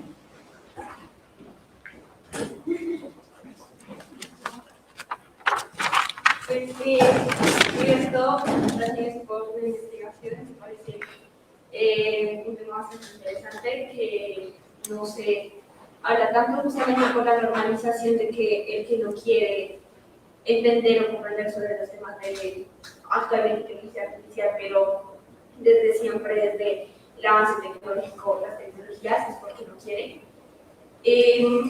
Pues mencionas en las entrevistas que esta es una problemática que no se identifica o que no se considera como una problemática, la brecha digital de género, que se escucha como algo extraño en muchos de los casos de las entrevistas.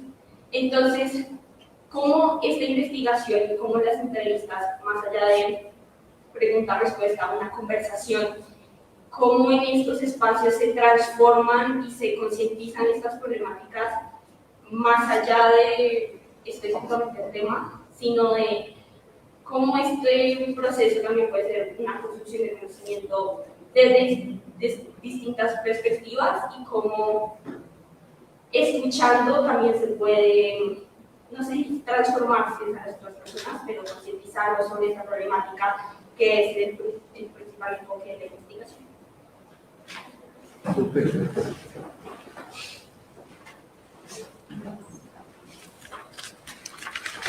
Muy bien, primero felicitarte por el trabajo, por la presentación, además que digamos que es como de las primeras en las que he estado, en donde no solamente pues, es un abordaje de tu tema de investigación, sino también de esta experiencia que has tenido en el doctorado y que pues por supuesto creo que nos da esperanza y nos da también otra perspectiva, ¿no? Sobre muchas cosas, en particular para mí sobre bueno, la importancia de un buen acompañamiento, la tutoría, de este ejercicio de poder apoyarse en las compañeras y en los compañeros para que en efecto este paso por el doctorado no sea tan solitario, pero también pues para poder construir conocimiento en colectivo. Y bueno, que esto no sea un ejercicio allí como de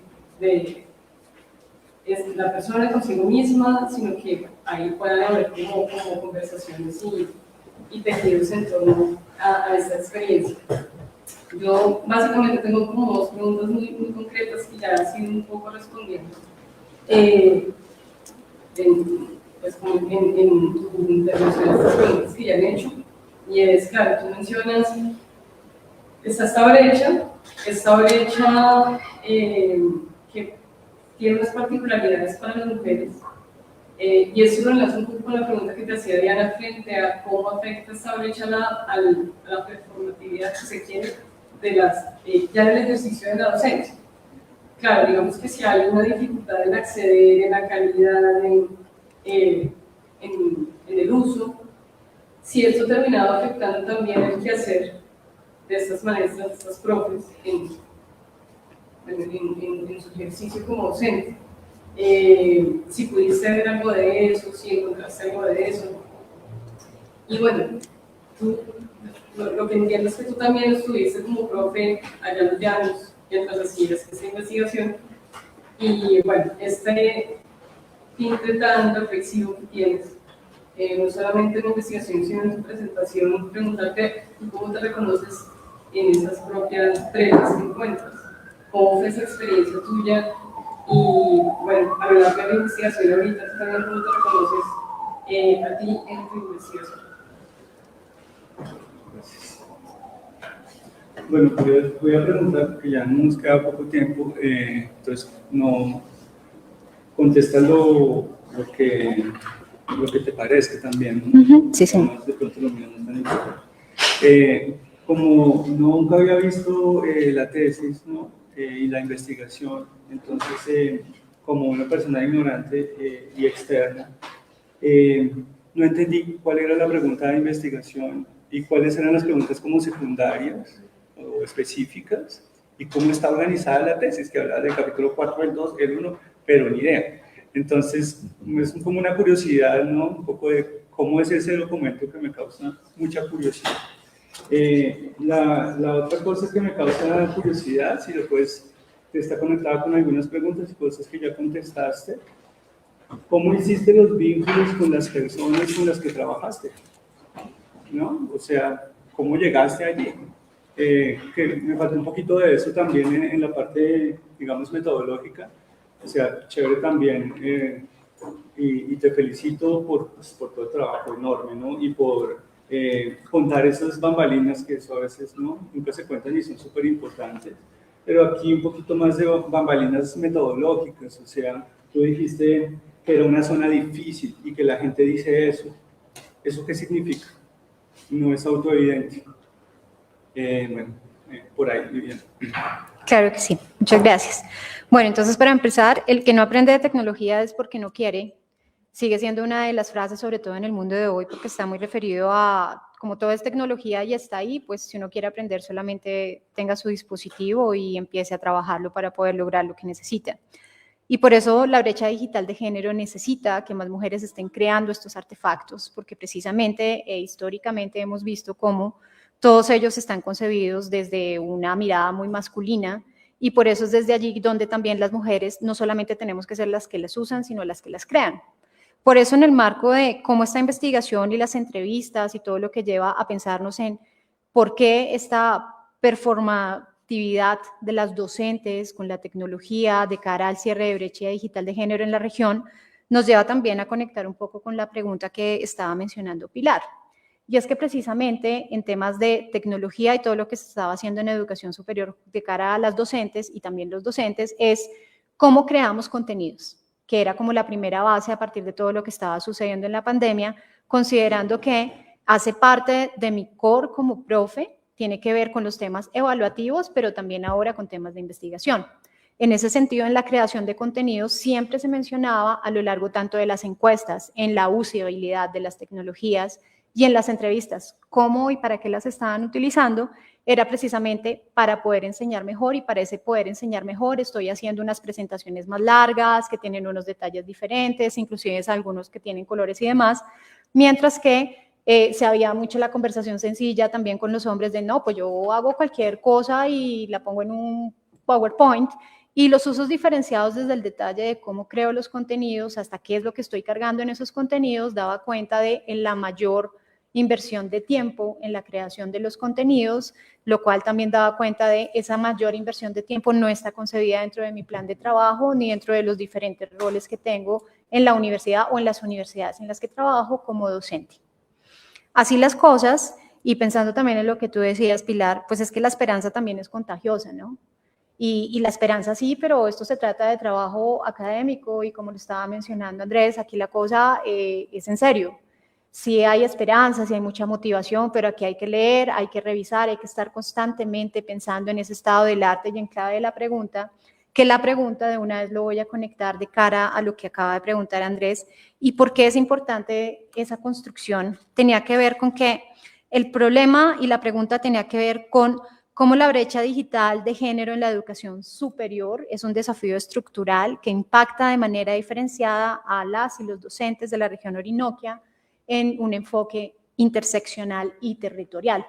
Desde allí, lo que queríamos medir era precisamente esa brecha de cara al quehacer de los docentes, las y los docentes en sus diferentes roles, que en clave interseccional nos permitían verificar desde la parte administrativa, desde la parte social, desde la parte investigativa, en clave género, clase, escalafón docente, trayectoria profesional, daba cuenta de unas trayectorias que nos permitían encontrar cómo evidenciaban, vivían, enfrentaban la brecha digital, que también en clave de la brecha digital de género daba cuenta de una reproducción de desigualdades, de roles de género y de sesgos.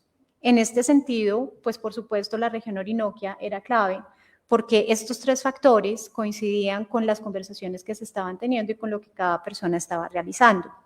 Así las cosas también, y en tiempos de creación de los contenidos, y yo misma como docente investigadora en la región, yo soy de Bogotá. Llego a la región Orinoquia por diversas razones. Y en la región Orinoquia, cuando entro a trabajar en universidad, pues precisamente el haber sido de Bogotá fue lo que me abrió la puerta. Porque además, sí hay una característica principal que depende de con quién me relacione, me van a dar el trabajo. Y al ser el territorio pequeño y que todos se conocen con todos también, siempre estamos como en un clave de colaboración y de competencia entre cuál es la universidad que represento, de dónde vengo y qué es lo que enseño. En ese sentido, pues al ser docente investigadora en tecnología, que formaba docentes en tecnología, pues tenía además el acercamiento de poder tener ese diario de campo en vivo de cómo están usando la tecnología, quiénes la están usando y qué están haciendo, porque además el alcance era con las 17 universidades, y por eso lo uno de una vez a la pregunta de Andrés. Los vínculos con las y los docentes, pues inicialmente era desde la universidad que yo trabajaba, pero obviamente no iba a ser una investigación de esa universidad, tenía que ser una investigación de las 17 universidades. Por eso, desde antes de tener los instrumentos creados, con el profe dijimos, hay que acercarnos a las universidades, y yo solo soy una profe que viene de Bogotá y que está haciendo una investigación doctoral, y creamos una carta que envié en primer lugar a todas las rectorías y luego a los directores de investigación, haciendo ese golpeo puertas para saber quién me responde y poder empezar a tener como el acceso a las universidades, pues porque al final no conocía a las personas. En ese sentido, y de esas cartas, hubo algunas respuestas, y con esas respuestas fue que empezamos a pensar, ya tengo 5 universidades, ya tengo 6, ya tengo las 17, hay un profesor que me va a responder de ahí. Y con eso fue que empezamos a mover, ya después de hacer la validación de las encuestas, la encuesta, entonces ahí sí la mandamos y empiezan a responder todos los docentes. Esta misma encuesta tenía la invitación, porque fue una encuesta que se envió en ese momento por WhatsApp, por correo, porque estábamos en pandemia, pues tratando de tener el mayor alcance, de compártale a otro profe que tal vez quiere participar, y en ese sentido, de una vez enviar la invitación de esto va a tener una fase de la entrevista en la cual esperamos hacerla, y ya como que proyectábamos los tiempos y demás, y con eso se empezó a hacer el acercamiento. A todos esos docentes que dijeron que sí, yo podría hacer la entrevista, que fueron más de los esperados, creo que alineo a la pregunta que tenía la profe. Y es en tema de raza, claro, nosotros también preguntamos todo eso, pero nadie contestó excepto un afrollanero y el inmigrante venezolano. Los demás todos se consideran blancos. Y de hecho parte de la conversación que teníamos con el profe era, de verdad, yo no vi personas docentes, pues, no se caracterizaron ni de un sexo distinto, ni de una raza diferente. ¿Dónde están? Y por eso cuando tuvimos esta caracterización demográfica e identificamos, tratamos de hacer todos los acercamientos para tener también esta aproximación desde esa mirada de inmigrante, de afrollanero, porque existe una comunidad completa en la Orinoquia que se reconoce como afrollaneros por temas de inmigración y demás. Pero al final, a lo que me refería con es difícil, es que hay mucha resistencia a participar en este tipo de investigaciones, precisamente por temas de extractivismo, para qué quieren la información, qué es lo que se va a lograr con eso, y inclusive, como lo veíamos en el dibujo inicial, yo tengo una parte que está ahí como en términos de lo que hacemos en Colombia, el CBY, era la pregunta, pues es que eso para mí, o sea, a mí en mi universidad, ¿qué me sirve? E inclusive parte de la carta de invitación decía, las universidades participantes van a recibir un informe exclusivo de su universidad en términos, pues, de lo que estábamos abordando, como, claro, esto es un favor y esto es lo que yo entrego, y pues, por supuesto, aún así, fue muy difícil lograr la participación, que queríamos un mayor alcance, que fuera más rápido, duramos casi 5 meses tratando de encontrar estas personas que quisieran participar, lo cual fue parte del reto, pero que al final, pues, se logró. ¿Ya contestaste más o menos todas? Sí, señor. Estamos, ¿no? Hay un par de preguntas y comentarios, no sé si los leemos virtuales. Sí. Yo no me da la miopía. ¿Qué tipos de rutas? Por aquí Javier Castro, gracias, pregunta, ¿qué tipos de rutas de aprendizaje se podría pensar o necesitar para la formación docente con un enfoque territorial en la Universidad Nacional? Bueno, yo creo que esa es una pregunta que tiene que hacerse en clave de directivos y tomadores de decisiones, porque en clave territorial definitivamente es pensar en lo que hay en los territorios. Y pensar en los territorios es pensar en empleo, porque necesariamente tenemos que fijarnos en cuáles son esas oportunidades que se tienen en clave laboral para tantos estudiantes que se están formando en los territorios, pero con carreras que sirven para Bogotá. Lo que significa, y especialmente en la Orinoquia, es que muchos de los docentes, muchos de los estudiantes que hoy se están formando para ser docentes en la Orinoquia y todo lo que sucede allí sigue en el marco de transición energética, pero se obvian cosas como la agricultura, tenemos la ganadería, etcétera, y los temas se siguen enfocando a qué necesita Bogotá, que al final es donde están las oportunidades. Lo que quiere decir que, aunque me forme en alguna universidad de la Orinoquia, voy a tener que estar en Bogotá, porque si no, no voy a conseguir trabajo, puesto que no existen pues empresas, sino que todo está muy en el marco de pues empresas petroleras que existen en la región o temas que están muy alineados a enfoques políticos. Por lo tanto, los trabajos realmente no están alineados a las necesidades y por eso esta brecha también entre lo que está ofreciendo la universidad de cara a lo que tiene el territorio debería ayudar a cubrir esas brechas en cuanto a empleabilidad. Perfecto. Bueno, no resta más que agradecerles a las personas que nos acompañaron virtualmente y a todas ustedes que estuvieron aquí haciéndole barra a Viviana y bueno, contribuyendo con sus preguntas, comentarios. De verdad, muchas gracias. Reiterarle el agradecimiento al profesor Oscar, felicitar a Viviana por su trabajo, un trabajo de verdad muy importante, fantástico. Y reiterar la importancia de mantener la universidad abierta y de vernos en los espacios también académicos, extracurriculares, para poder avivar la llama y no dejar de pensar. Muchísimas gracias, buenas noches, que estén muy bien. Gracias.